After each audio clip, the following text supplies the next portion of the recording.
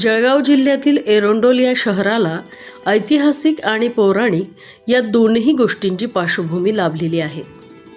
आताच्या या एरंडोल शहराला पूर्वी एकचक्र नगरी असे म्हटले जायचे. आज मी आलेली आहे एरंडोल येथील अंमळनेर दरवाजाजवळील महादेव मंदिर येथे. या मंदिराचे गर्भगृह हे खाली उतरून खोल असल्यामुळे या महादेवाला खोल महादेव असे देखील म्हणतात.